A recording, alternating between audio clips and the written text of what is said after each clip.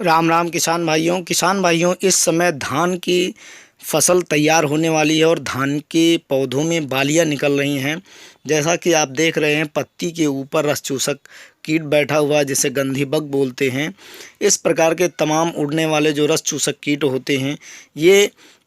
धान की बालियां जो निकल रही हैं, इसके जो धान के जो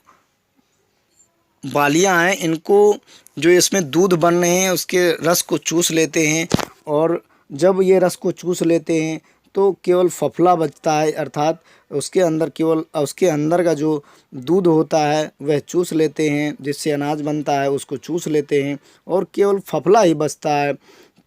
जिस जो कि खाली बाहर का जो ऊपर का जो छिलका होता है वह बचता है। और इससे आपकी फसल पर सीधा नुकसान पहुंचता है, आपकी उत्पादन क्षमता पर सीधा असर पड़ता है इसका। तो यदि आप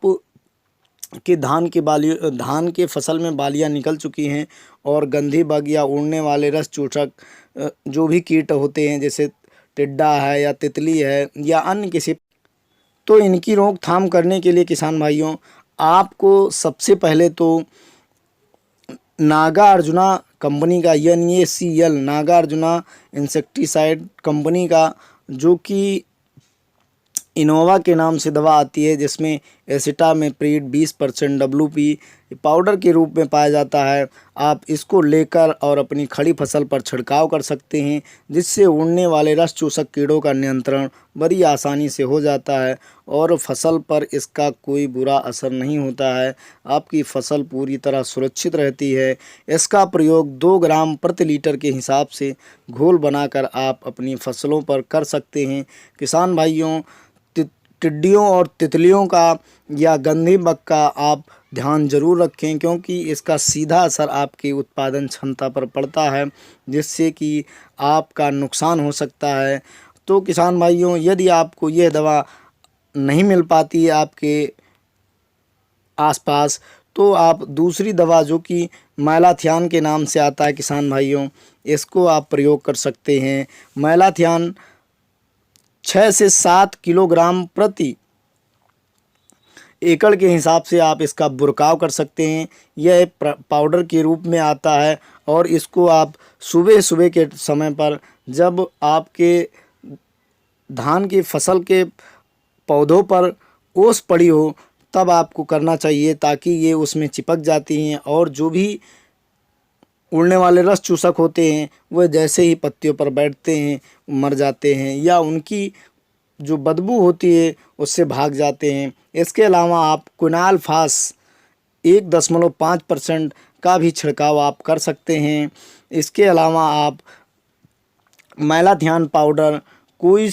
भी ले लें, जो 6 से 8 किलोग्राम प्रति एकड़ के हिसाब से आप अपनी खड़ी फसल पर छिड़काव कर सकते हैं और अपनी फसल को सुरक्षित रख सकते हैं, गंधी बग से बचा सकते हैं।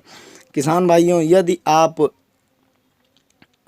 ऐसा नहीं करते हैं तो आपकी फसलों में भारी नुकसान होगा। यदि ये सब दवाएं आपको आसानी से नहीं उपलब्ध हो सकती हैं किसान भाइयों, तो आप अंततः क्लोरोपाइरीफास प्लस साइपरमेथ्रिन का छिड़काव कर सकते हैं, लेकिन इसका थोड़ा बहुत आपकी फसल के बालियों पर, इसका फसल के बालियों में जो फूल आते हैं उस पर इसका विपरीत प्रभाव थोड़ा बहुत पड़ता है कि ये दवा कहीं पर छिड़काव करने में कम ज़्यादा हो गई तो आपके फूल गिरने लगते हैं। ऐसी समस्या क्लोरोसाइपर से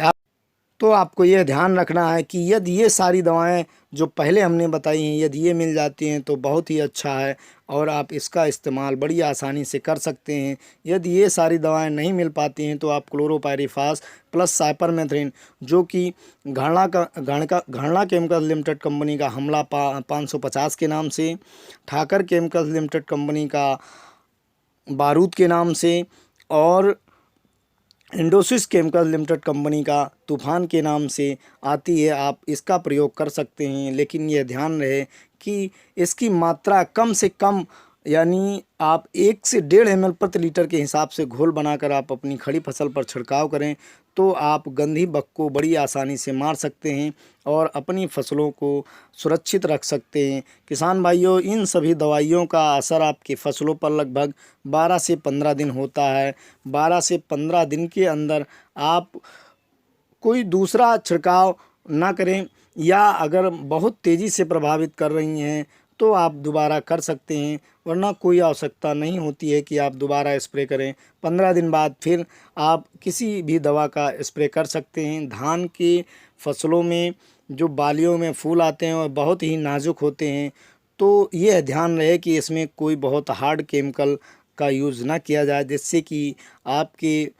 धान की बालियों पर उसका विपरीत प्रभाव पड़े और आपकी उपज में कमी आ जाए। तो किसान भाइयों, यदि आप धान की फसल लगा रखे हैं और धान में ऐसी कोई समस्या है तो हमारे द्वारा सुझाई गई दवाइयों का प्रयोग आप कर सकते हैं और अपनी फसल को सुरक्षित रख सकते हैं। किसान भाइयों, धान की फसल आप यदि धान की फसल में और कोई अन्य समस्या है तो आप हमें कमेंट बॉक्स में आप सुझाव दे सकते हैं, या कमेंट करके आप हमें बता सकते हैं, या किसी अन्य जानकारी चाहिए तो आप सीधा संपर्क कर सकते हैं, जिससे कि आपकी फसलों को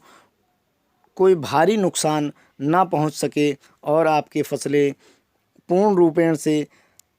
परिपूर्ण रूपेण से आपको उचित लागत के साथ साथ उचित पैदावार दे सकें और आपकी फसलें स्वस्थ